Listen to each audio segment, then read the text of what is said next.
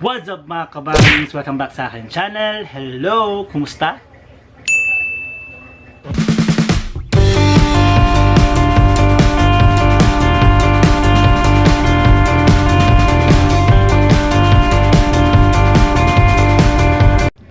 In today's video, pag-uusapan natin kung magkano ang aking YouTube sahod. Ayan. So update siya guys sa aking YouTube sahod. So bago ang lahat, ako muna yung mag-shoutout. And 3, 2, 1...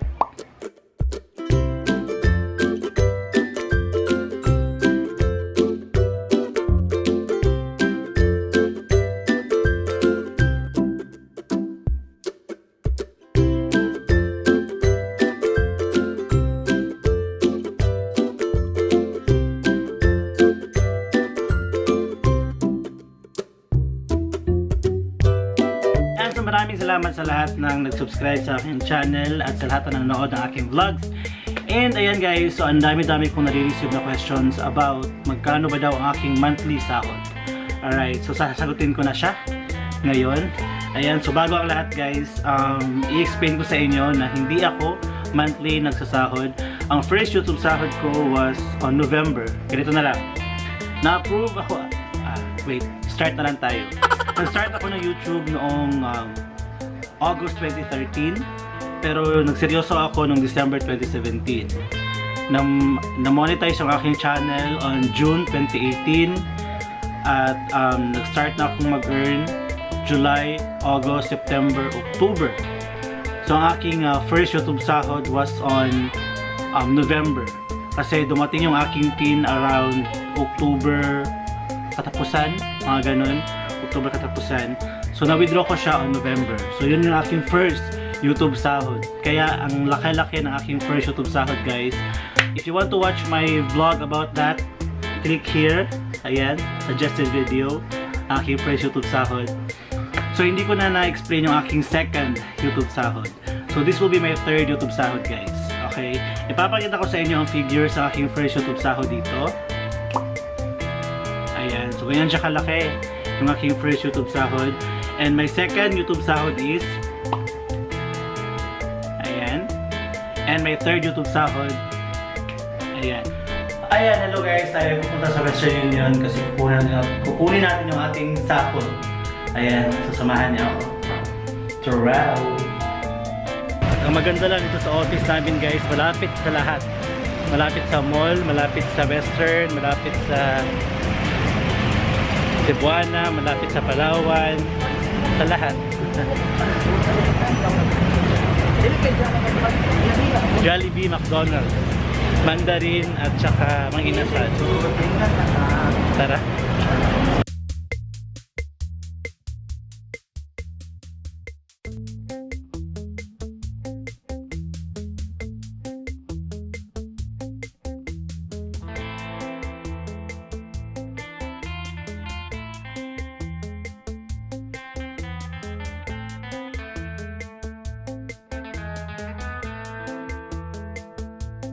Ayan, so wala nang sila-sila guys, diretso na daw. Antay lang natin yung top number natin.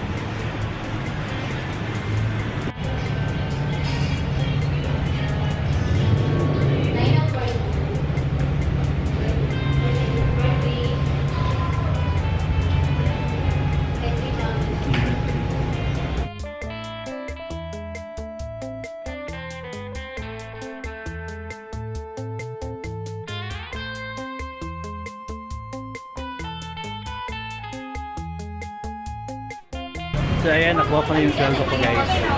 Kain muna ako. So last akong sumahod noong November 2018. Second sahod December 2018. January hindi ako sumahod kasi ang late-late ang January ko.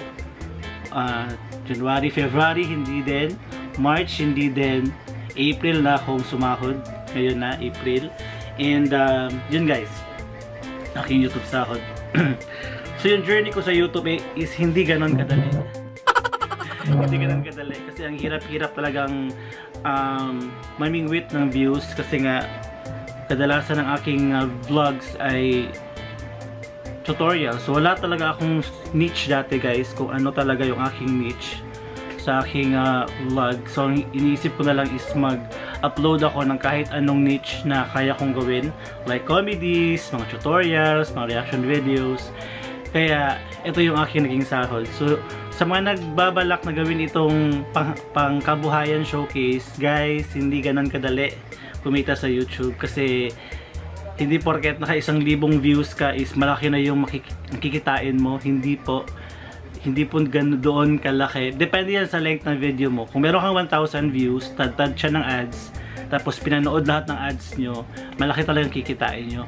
Pero if maliit nyo, short yung video mo, pero umabot siya ng ilang libong views, though maliit siya, so 1-2 ads ang lalagay doon, so hindi siya ganoon kalaki ang kinikita ng isang YouTuber.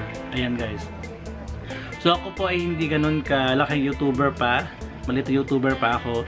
So medyo nangangapa pa ako sa views, kasi yun nga, yung purpose ng channel ko is to teach about YouTube. So yung pumupunta sa akin is more likely mga vloggers din, mga gustong mag-vlog. So ang pinapakita ko na lang is yung aking experience about YouTube, AdSense, mga copyright, mga ganon, etc. etc. But when I uploaded my videos about vlogs sa ganito, sa ganyan, so hindi siya ganun kalaki yung views. Though umaabot tayo ng 200, 300 views, okay na yan siya. Pero iba talaga yung pag-upload mo pa lang, pumuputok na siya kahit 1,000 views. So ang dami-dami nagtatanong sa akin na bakit ang laki-laki ng subscribers mo pero ang liliit na mga views mo. Dahil din sa sub to sub. Yes, part yan ng sub to sub, dahil sub to sub. Though malaki na yung subscriber ko, maliit pa rin yung aking views. Dati kasi nung hindi pa ako nag 1K subscribers, parati ako nakikipag sub to sub dati. So guys, dumaan din ako sa sub to sub at VLCS. After ko ng 1,000 views, hindi na ako na sub to sub. Ang ginawa ko is nag-re-upload ako ng content, like mga content from the TV, mga ABS-CBN videos. Ayan, doon pumutok yung subscribers ko guys. Nag-upload ako ng halik, so umabot siya ng total of 3 million views, pero na-strike ako ni ABS-CBN. So doon ko na-earn yung aking almost 5,000 subscribers dahil doon. So naging 6,000 na. Yung 6,000 subscribers ko, 7,000 pataas is dahil na sa aking tutorials. Ayan, so hindi na siya dahil sa re-uploaded videos. So sa mga aspiring YouTuber dyan guys, wag niyo muna isipin yung pera, kasi hindi ganun kadali kumita sa YouTube. Ayan, nakikita nyo nga, ang liliit pa ng aking earnings, kasi nga nagde-depend pa rin ako sa views ko, sa reach ng aking videos. Mas okay yung organic views kaysa pilit na views. Yung mag-a-ask ka to watch your videos, iba pa rin yun siya guys. Kasi mas malaki talagang sasahurin ng isang YouTuber if you are gaining organic views. Doon ini-skip nila yung ads, still napapanood din naman nila yung ads. Doon tayo nakaka-earn ng malaki. So do bawal itong sabihin na wag skip ang ads. If you watch my video para mas kumita tayo, more giveaways, do not skip the ads. Ayan. So, ayan, so congratulations sa mga nanalo sa aking giveaways, 5 YouTube t-shirts. Guys, ipapadala ko siya. Kung hindi ko kaya this month, baka next month ko siya mapapadala sa inyo. Ayan. So, kasi naghahanap pa ako ng printing press na pwedeng mag-print ng shirts. Kasi if gusto nyo umorder ng YouTube shirts, pwede naman, i-PM nyo lang ako para maisahan ko siya padala sa inyo. Ayan. So, ayan, saya-saya kasi nakapag YouTube sahod tayo ulit.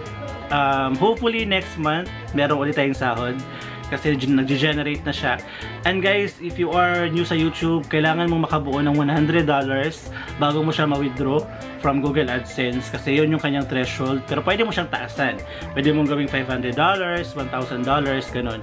If baguhan ka pa lang, if hindi mo siya na-withdraw yung $100 mo from 22 to 26, babalikin siya sa AdSense mo, babalik yung balance mo sa AdSense.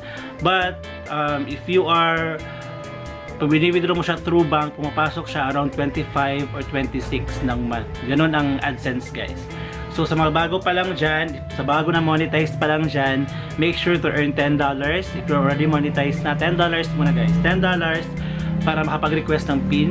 Dahil doon tayo na nauungot, doon tayo natatagalan sa PIN, Google AdSense PIN, kasi ipapadala na yan nila from Vietnam or Singapore to Philippines.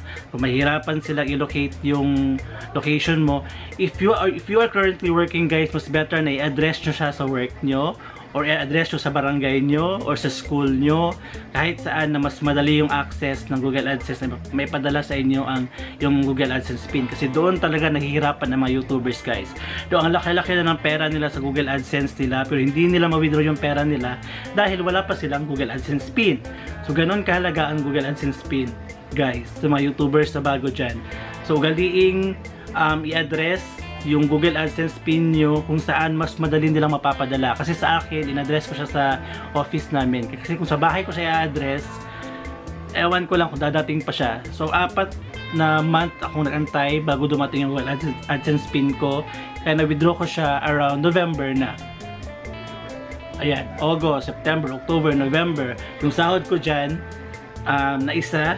So na-withdraw ko siya on November. Ayan guys. So sa mga bago dyan, huwag kayo mawala ng pag-asa. Though ang hirap talaga mag-earn sa YouTube, okay lang yan siya. Upload lang ng upload. Huwag kayo mawala ng pag-asa.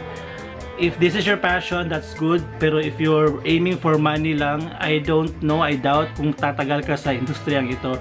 Kasi YouTube is one of a passion. Parang passion na lang din sa mga mahilig gumawa ng videos, mahilig mag-inspire, mahilig mag-share ng kanilang thoughts or mga learnings or mga ganun, mga whatnot. Ayan, ang taas-taas ng book, papaputol tayo bukas. Ayan. So yan, saya-saya ako kasi yan, umabot tayo ng 10,000 subscribers and hitting 11,000. Though, unti-unti yung ating pagtaas ng subscribers guys. Hopefully, hindi nyo ako bibitawan at iiwan hanggang sa dulo. At nagpapasalamat ako sa lahat ng pumupunta sa live ko. Doon, nagsasub-to-sub lang kayo dyan. Okay lang yan sa akin kasi your presence is highly appreciated. Ayan, so thank you so much guys for being with me for a year na. So magto 2 years na tayo ngayong December 20. Ang bilis ng panahon guys, April na, malapit na naman magpasko. Ayan, another giveaway na naman para sa inyo. Ayan guys, so ano pa? Ayan lang guys, so sana nakatulong ang video na to sa inyo and na-inspire kayo sa aking kwento or storya. Ayan, so maraming salamat po sa lahat ng sumabaybay sa aking journey. May tao sa labas. Journey sa YouTube, sa aking pag-start hanggang sa paglago ng ating channel. Ayan guys, huwag mawala ng pag-asa. Pwedeng tama rin but never quit. Okay? Thank you so much guys, and iyan ko yung aking vlog today. And always love your family. Okay? Bye guys, thank you so much.